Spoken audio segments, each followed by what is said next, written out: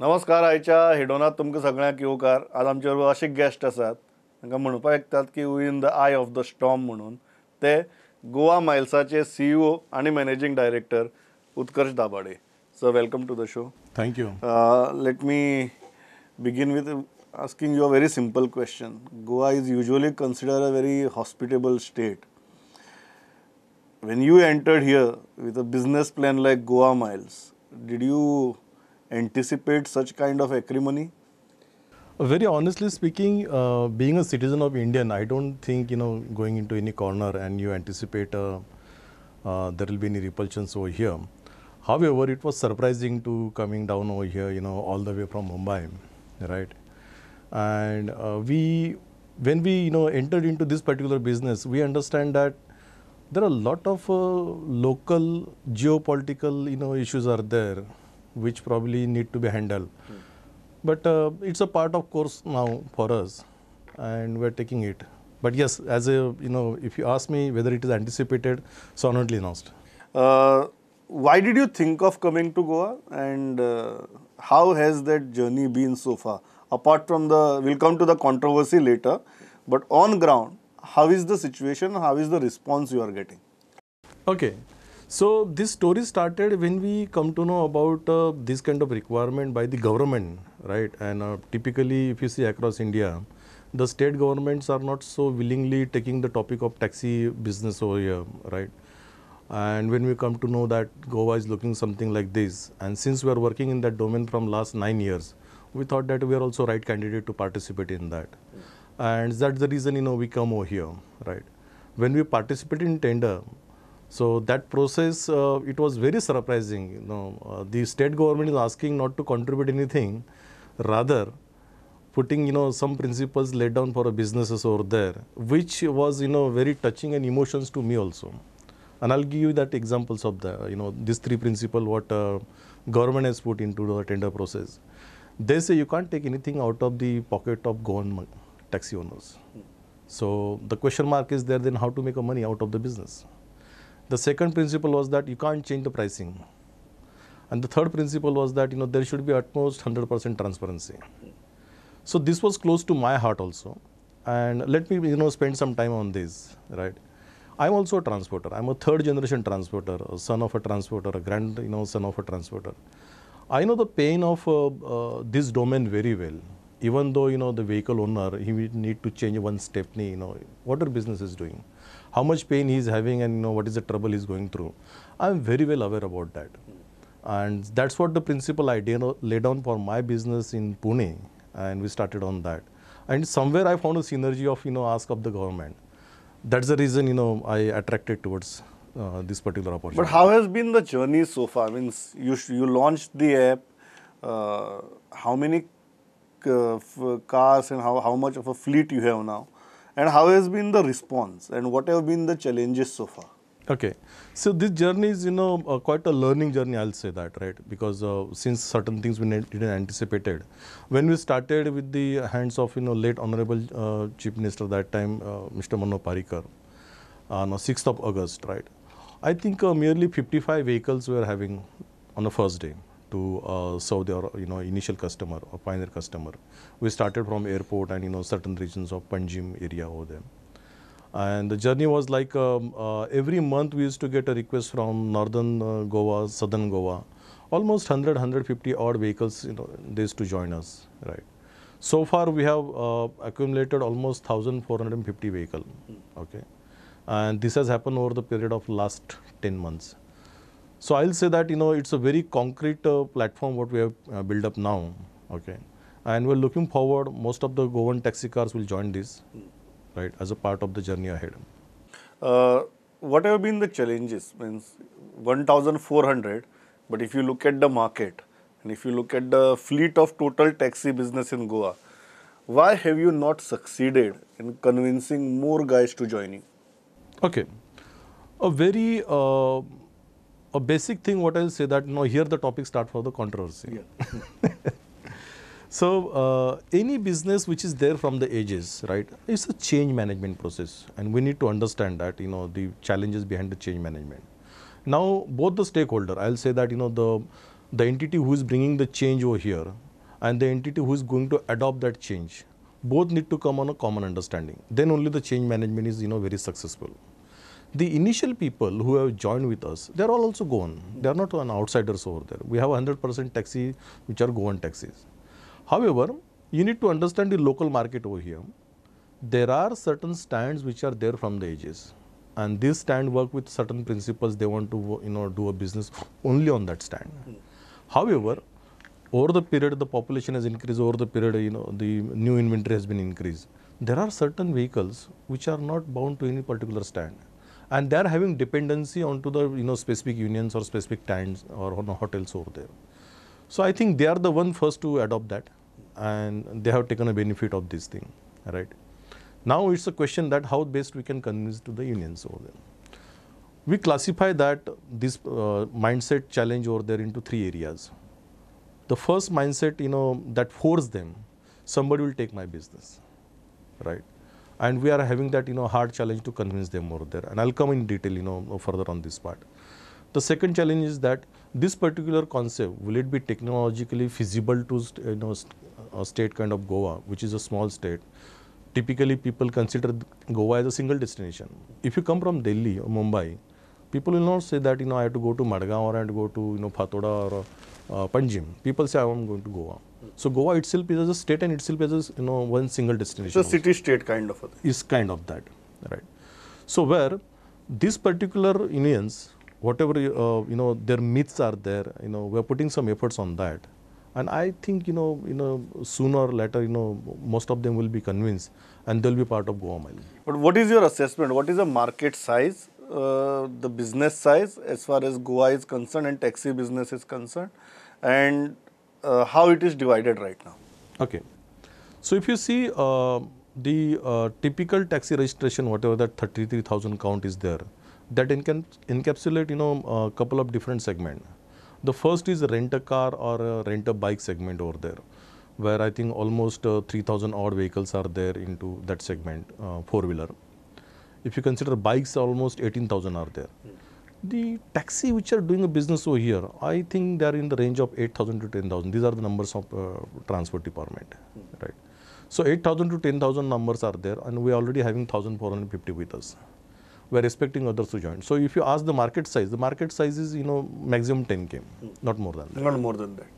पण एक महत्त्वाचा प्रश्न जो राहतो तो म्हणजे त्यांचे 2 महत्त्वाचे मुद्दे आहेत. पहिला मुद्दा म्हणजे याच्यातून गोमंतकीय टॅक्सीवाल्यांचा फायदा कसा होईल.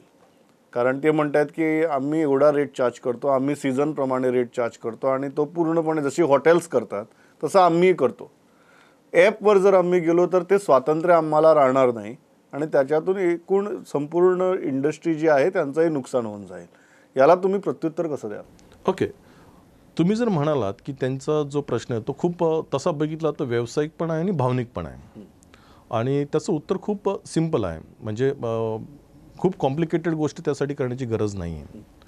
सगळ्यात पहिला महत्त्वाचा मुद्दा आपण पिकअप करूया. त्यांचं म्हणणं आहे की तुम्ही स्पेसिफिक जो रेट देतात तो खूप कमी आहे, राईट, आणि त्यांचा रेट सीझनप्रमाणे चालतो किंवा हॉटेलप्रमाणे चालतो. तुम्ही आता कोणत्याही स्टेटला गेलात भारतातल्या तर त्या ठिकाणी बऱ्यापैकी रेग्युलेशन्स यायला लागले आहेत मोठ्या ॲग्रिगेटरवरती. कारण लोकांना पॅसेंजर्सला हे नकोच आहे सरचार्ज अप्लाय करणं किंवा व्हेरिएबल रेट देणं. पॅसेंजरची इच्छा असते की मला एक डिफाईन्ड रेट मिळायला हवा. गोव्यामध्ये सगळ्यात महत्त्वाचा मुद्दा आमच्यासमोर हा होता की हे विन विन असलं पाहिजे. जो तुम्ही जो म्हणाला की गोमंतकीय जो टॅक्सी कार आहे हा त्याचा फायदा कसा असू शकतो किंवा त्याच्या हिताचं कसं असू शकतं. तर आम्ही काय केलं या ठिकाणी, गोव्याला आपण मेट्रो सिटी कंपेअर नाही करू शकत, हे मीही तेवढंच मान्य करतो. पण टेक्नॉलॉजी इथे खूप सुंदर पद्धतीने अडॉप्ट होऊ शकते का, तर निश्चित होऊ शकते.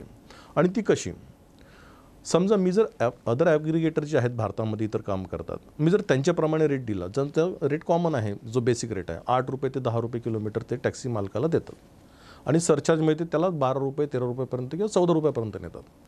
ते लॉजिक जर कधी मी गोव्यात इम्प्लिमेंट केलं तर निश्चित ते तिथे ॲडॉप्ट होण्यासारखं नाही आहे. आम्ही गोव्यामध्ये यांचं हित लक्षात घेऊन 22 रुपये प्रति किलोमीटरचा रेट हा साधारण सेदान टॅक्सीसाठी डिसाईड केला, आणि त्या 22 रुपयातून एकही रुपया गोवा माईल घेणार नाही हे आम्ही प्रिन्सिपलमध्ये ठरवून घेतलं, राईट. दुसरी गोष्ट, प्रवास जो आहे हा सकाळी जसं आपण म्हणतो ऑपॉर्च्युनिटी वर्सेस अवेलेबिलिटी, सकाळी समजा लेंदी असू शकतो, दुपारी विरळ असू शकतो ट्रॅफिकच्या हिशोबाने, नंतर सायंकाळी परत तो लेंदी असू शकतो.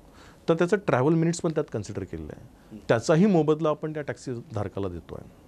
आणि खरं बघितलं, समजा काही लोक म्हणतात की हा पॉईंट टू पॉईंट बिझनेस आहे. आपण समजा एक्झिस्टिंग टॅक्सी चालकाचा बिझनेस बघितला की त्याने कलंगूटून 1200 रुपयात समजा एअरपोर्टला जायचं आहे आणि तो त्यात समजा खुश असेल सध्या, पण तो 2 दिवसानंतर 3 दिवसानंतर टर्न घेत असेल त्याचा, राईट. वेरॅज आपण त्यांच्यासमोर एक मॉडेल तयार करून दिलेलं आहे की जे 22 रुपयाप्रमाणे कदाचित त्याला 900 रुपये देईल त्याला एअरपोर्ट जायला, पण तिकडून जेव्हा त्याला रिटर्नचं भाडं मिळतं तर तेही अजून 700-800 रुपये त्यात ॲड होतात. म्हणजे तो साधारण नुसतं 22ने जाईल, काही वेळेस तो 44 रुपयाने पण जातो. हा त्यात ॲडिशनल फायदा आहे. आणि एक सुंदर एक्झाम्पल मी तुम्हाला देईल. परवाच्या दिवशी मी एका टॅक्सी सोमनाथ कोरगावकर म्हणून एक ड्रायव्हर मला भेटला. त्याने मला ओळखलं नव्हतं. साहजिक, आता भरपूर टॅक्सीत ते ओळख परिचय असं प्रत्येक वेळा असेल असं गरजेचं नाही आहे. ती व्यक्ती मला इतकं म्हणजे भारावून गेलो मी ते ऐकून.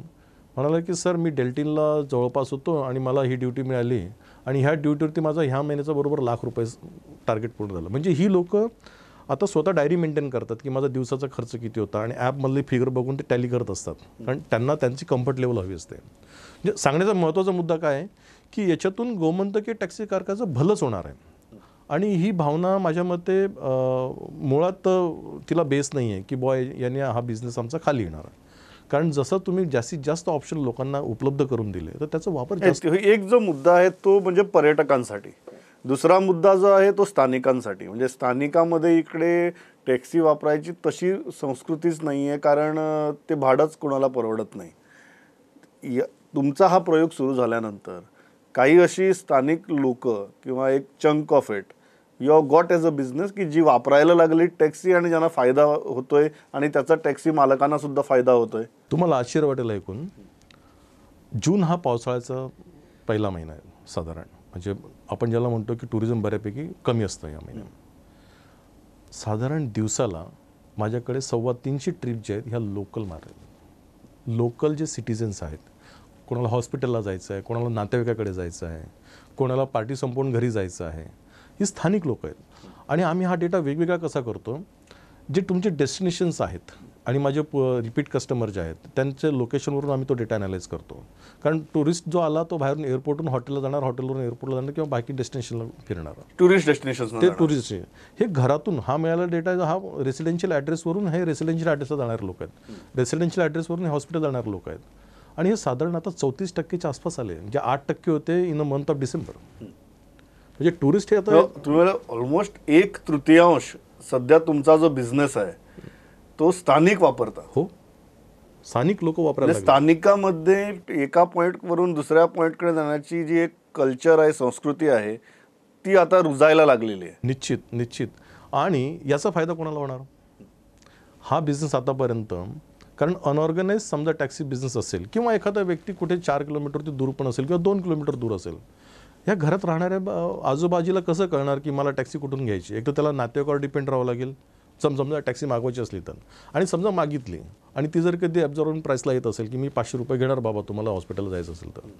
पण आता हे खूप सिम्पल झालं आहे. ॲपवरून त्यांनी बुक करायचं, 140-150 रुपये द्यायचे, 2 किलोमीटरचा प्रवास असेल त्यात तेही खुश आहेत आणि टॅक्सी मालक पण खुश आहे. कारण त्याला छोट्या ड्युट्या त्याने दिवसामध्ये जरी 10 जरी केल्या तरी समजा तो 1,500 कमवत असेल छोट्या ड्युट्यांमध्ये, बरोबर, पण त्याचे किलोमीटरसुद्धा 60-70च्या वर जाणार नाही. म्हणजे ते खूप मापाचं आहे त्याच्यासाठी. मी 1-2 आठवड्याआधी चर्चिल साहेबांचा इंटरव्ह्यू केला होता या स्टुडिओमध्ये, याच कार्यक्रमात. He came with a very interesting formula. He said की तुम्ही आमचे जे सध्याचे जे टुरिस्ट स्टँड्स आहेत, टुरिस्ट बीच एरियामधले, ते सोडून तुम्ही बाकी कुठेही फेऱ्या करा, मला काही प्रॉब्लेम नाही. हा फॉर्म्युला तुमच्यासाठी चालू शकतो का? कारण तुम्ही म्हटलं की there should be some meeting ground. Now let us talk about the meeting grounds and options that are coming forward. एक चर्चिल साहेबांचा होता की हे जे स्टँड्स आहेत आमचे हॉटेलच्या बाहेरचे वगैरे, त्यांना सोडून द्या आणि बाकी तुम्ही पाहिजे तिकडे जा गोव्यात, मला काही प्रॉब्लेम नाही. हे चालू शकतं का? व्यवहार्य आहे का? एवढंच विचारतो मी. याच्यामधून मी तोडगा काढतो वेगळा. चर्चिल साहेबांनी एक मुद्दा तुमच्यासमोर मांडला, त्याच मुद्द्याला धरून मी तुम्हाला एक सोल्युशन सांगतो. त्यांची इच्छा काय की आपलं स्टँड जसं आहे तसंच असलं पाहिजे आणि मला स्टँडपासून बिझनेस मिळाला पाहिजे. मी तुमचं सेम स्टँड टेक्नॉलॉजीमध्ये तयार करतो आणि मी त्याला टर्म देतो ई स्टँड. जे जसं आपण डिजिटल इकॉनॉमी म्हणतो तसं ई स्टँड, त्या ई स्टँडमध्ये तुमच्या जे 10 गाड्या तेवढेच रजिस्टर करा, बरोबर. जेव्हाही तिथून त्या स्टँडच्या हॉटेलवरून ड्युटी मिळत असेल तर सगळ्यात पहिली ड्युटी ही तुमच्या गाडीला जाईल. नंतर समजा तुमच्या स्टँडला गाडी नसेल तर ती दुसऱ्या गाडीला जाणार, जी गाडी त्या एरियामध्ये बाहेरून आलेली असेल. याने काय होणार, दोघांचं हित साध्य होणार, त्यांच्यासाठी विन विन आहे, त्यांचं स्टँड तिथल्या तिथेच आहे, राईट. त्यांना पहिलं प्राधान्य मिळणार आणि बाहेरच्या गाडीला बिझनेस मिळणार जर तुमच्या स्टँडला गाडी नसेल तर. आणि याच्यातून मतलब दुय्यम फायदा असा आहे की पॅसेंजरला किंवा टुरिस्टला हवं तेव्हा टॅक्सी मिळते आहे आणि ती मुबलक प्रमाणात मिळते आहे आणि किफायतशीर दामात मिळते आहे. तर त्याने उलट रोमिंग वाढणार लोकांचं, राईट. तुम्ही एक लक्षात घ्या, हा बिझनेस स्पिन कसा होतो आहे. समजा मला जर कधी गोव्यात येऊन एक टॅक्सी खूप महाग वाटत असेल तर मी काय करतो, मी तिला पॅकेजमध्ये निगोशिएट करण्याचा प्रयत्न करतो. वेरॅज गोवा माइल्स जे ते पॉईंट टू पॉईंट सर्व्हिस आणि पॅकेज दोघं ऑप्शन आणणार आहे आम्ही त्याच्यासाठी. तर त्याने त्या दोघांचा फायदा म्हणजे नंबर ऑफ ट्रिप्स याची चर्न वाढतो आहे, ॲटोमॅटिक वाढतो. जसं मी आता सांगितलं 300 ट्रिप जे आहेत त्या लोकल जायला लागल्यात, या अगोदर नव्हत्या. सेकंड ऑप्शन इज जे मायकल लोबोने सजेस्ट केलं की गोवा माइल्स आहे, आता सरकारने सुद्धा आपलं एक ॲप तयार करावं आणि ज्यांना गोवा माइल्सशी प्रॉब्लेम आहे त्यांनी या ॲपला जॉईन व्हावं. बट टेक्नॉलॉजीशी आपण फारकत घेऊन जास्त काळ राहू शकत नाही. त्यांचा जो दुसरा मुद्दा आहे ना की टेक्नॉलॉजी फारकत घेता येणार नाही, तो अगदी महत्त्वाचा आहे आणि हे त्यांच्याही लक्षात आलेलं आहे की बिना टेक्नॉलॉजी चालणार नाही आहे. पण जो पहिला मुद्दा आहे, गोवा माइल हे गव्हर्नमेंटचंच ॲप आहे आणि मी तुम्हाला पूर्णपणे आता ह्या प्लॅटफॉर्मवरती मला खरोखर चांगली संधी मिळालेली आहे. सगळ्यात पहिले गोवा माइल काय ते समजून घ्या. म्हणजे गोवा माइलची ओनरशिप कशी काय आहे in terms of intellectual property. सरकारच्या ज्या कंडिशन्स होत्या त्या कंडिशनमध्ये सगळ्यात पहिला महत्त्वाचा मुद्दा टाकला होता की ही जी टेक्नॉलॉजी तुम्ही बनवता, ॲप बनवता, हे ॲप तुम्हाला त्याचं सोर्स कोड आमच्याकडे द्यावं लागेल. दुसरा, ह्या ॲपचं जो ब्रँड ओनरशिप आहे ती माझी नाही आहे, ती गोवा माइल्स जी ब्रँडची ओनरशिप आहे ती सरकारची, ती GTDCची आहे. म्हणजे मी पूर्णपणे सोर्स कोड त्यांच्या कंट्रोलमध्ये दिलेला आहे. त्याच्यानंतर मी पूर्णपणे ब्रँड ओनरशिप त्यांना दिलेली आहे, राईट. त्याच्यामुळे सरकारीच आहे. याच्यात परकपणा मला नाही वाटत की असं काय आहे वेगळं. तुम्ही म्हणता की सरकारनेच आपलं एक दुसरं ॲप सुरू करण्याची आवश्यकताच काय, जेव्हा हे ॲपच सरकारी आहे. तर मग सगळ्यांचा प्रश्न हा राहील की you are an outsider and you are coming here and you are doing the business, and what is that business if the app belongs to government and if you are saying that तुम्हाला याच्यावर पैसे करायचे नाहीत, then what is the business you are into? Very good. हा प्रश्न बहुतेक लोकांच्या मनामध्ये आहे की ही कंपनी बाहेरची आहे, राईट. ही टेंडर प्रोसेस जर तुम्ही समजून घेतली, त्या टेंडर प्रोसेसच्या नियमानुसार की ज्या सॉफ्टवेअर कंपनीला यातला अनुभव आहे त्या सॉफ्टवेअर कंपनीला याच्यामध्ये प्राधान्य देण्यात आलेलं होतं आणि फॉर्च्युनेटली आम्ही इतर लोकांसारखं त्याच्यामध्ये राईट फिटमेंट बसत होतो म्हणून आम्ही त्याच्यामध्ये अप्लाय केला होता. पण टेंडर प्रोसेसची अजून एक डिमांड होती की गोव्यातली एक लोकल कंपनी तयार केली गेली पाहिजे जेणेकरून ह्या कंपनीवरती टुरिझमचा पूर्णपणे कंट्रोल असला पाहिजे. म्हणजे त्याच्या ऑडिट्स म्हणा, त्याचं वीकली मंथली रिपोर्टिंग म्हणा, सोर्स कोडचा कंट्रोल म्हणा, हा सगळा त्या कंपनीवरती राहील. त्यामुळे काय झालं की आता फ्रोटा माइल प्रायव्हेट लिमिटेड, फ्रोटा हा शब्द तयार झाला होता पोर्तुगाल वर्डपासून. पोर्तुगीजमध्ये टॅक्सीला फ्रोटा म्हणतात. तर फ्रोटा माइल्स ही जी कंपनी रजिस्टर झालेली आहे ही गोवन कंपनी रजिस्टर झालेली आहे आणि त्याचे जे भागधारक आहेत त्याच्या भागधारकांमध्ये मिस्टर पैखोत जे काणकोणहून येतात, ही जो भागधारक, ही जो ओनर. आता काही लोकांचं मिथ काय आहे, जे डायरेक्टर्स आहेत, तर डायरेक्टर्स हे 100% कंपनीचे ओनर असतात, हा त्यांचा मिथ आहे, राईट. टेक्नॉलॉजी कंपनी मी इथे प्रमोट करतो आहे बिझनेस स्प्लरिश करायला किंवा त्याला पॅम्पर करून पुढच्या स्टेबलला घेऊन जायला. त्याच्यामध्ये काही लोकांचा ते सहभाग असणार आणि ते त्याचे निर्देशक असतील किंवा निदेशक असतील, राईट. पण ओनरशिप जी आहे ती गोव्यान माणसाकडे हे सगळे विसरूनच गेलेले आहेत. त्यात you are saying Goa miles is also governed by a Goa. Yes, absolutely. आणि हे कदाचित बाकी लोकांना कल्पना नाही आहे, राईट.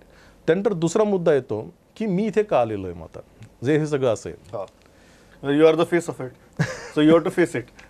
सो मला एक गोष्ट थोडीशी म्हणजे थोडंसं दुःख होतं या गोष्टीचं की भारतात राहून मला काही ठिकाणी जस्टिफाय करावं लागतं की मी भारतीय आहे. मी काही अफगाणिस्तान किंवा पाकिस्तानातून आलेलो नाही की मला भारतात कोणत्या भागात जाऊन बिझनेस करण्यासाठी खूप काही कष्ट घ्यावे लागतील. हा माझा देश आहे. दुसरा मुद्दा, मी इथे का आलो आहे, तर माझं इथे येण्याचं कारणच आहे की मला टॅक्सी धारकांशी खूप प्रेम आहे. मी तुम्हाला थोड्या वेळापूर्वी बोललो की मीही त्यातला एक आहे. आणि ह्या बिझनेसबद्दल मला प्रेम असं आहे की मला AC कॅबिनमध्ये बसून जर कधी ॲग्रिगेटर पैसे कमवत असेल तर ते माझ्या पण प्रिन्सिपलमध्ये बसत नाही. मी मुळातच या बिझनेसचे जे प्रिन्सिपल्स पुढे ठेवलेले आहेत ते सिम्पल आहेत की जो काही पैसा पॅसेंजरच्या खिच्यातून पर किलोमीटर जाणार आहे त्याच्यामध्ये कुठेही कट नसावा आणि तो पैसा टॅक्सीधारकाच्या खिच्यात गेला पाहिजे. या प्रिन्सिपलशी निगडीत माझेही प्रिन्सिपल आहेत. आता मुद्दा असा येतो की मग आमचं ब्रेड अँड बटर कसं चालतं की आमच्यातली मिळकत काय.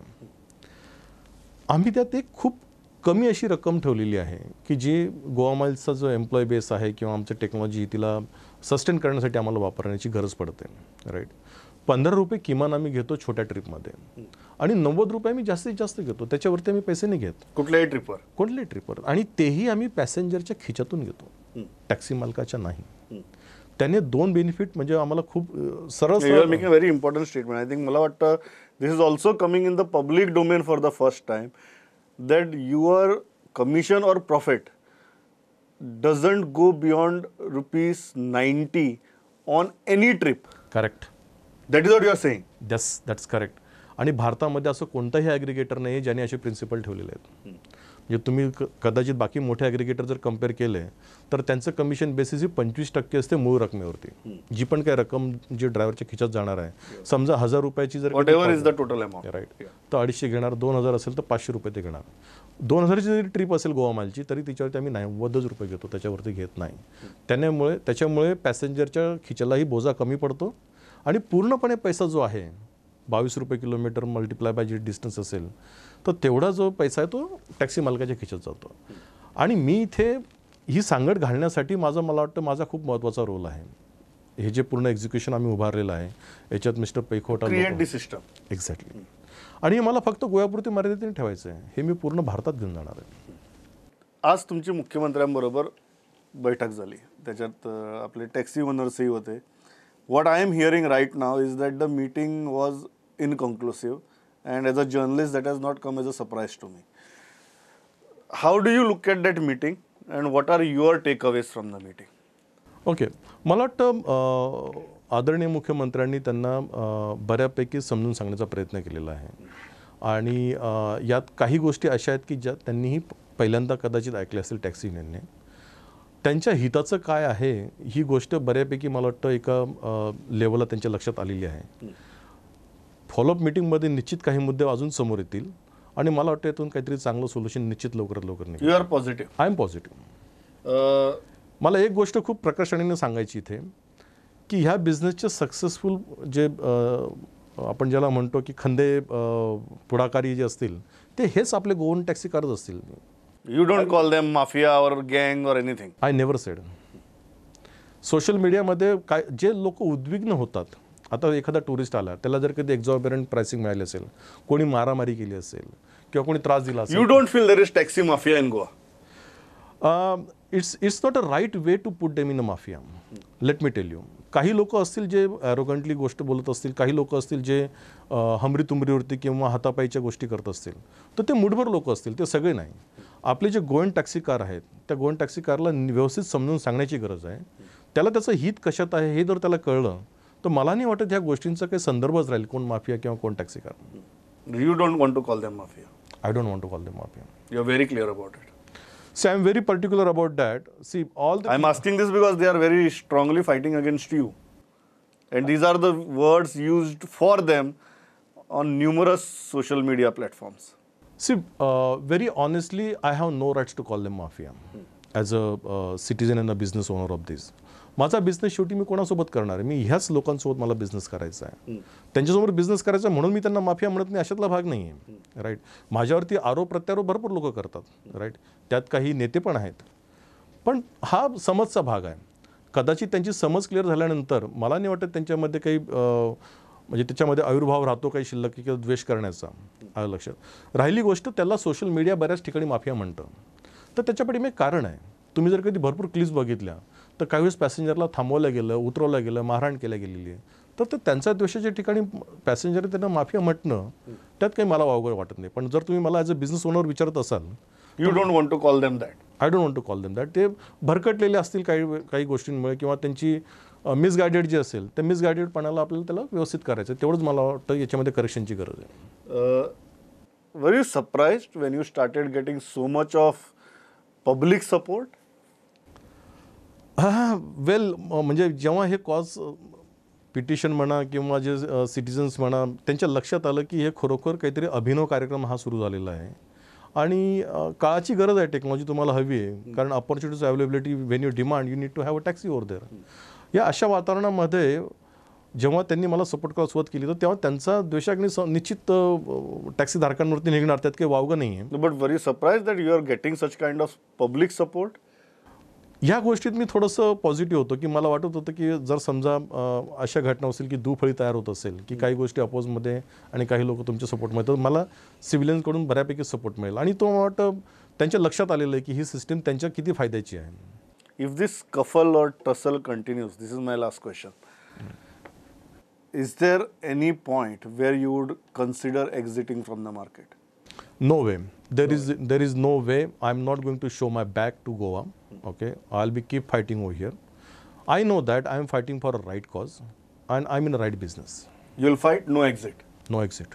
I think these words must be a music to the ears of those who have been vehemently supporting your cause. Pleasure talking to you. Thanks.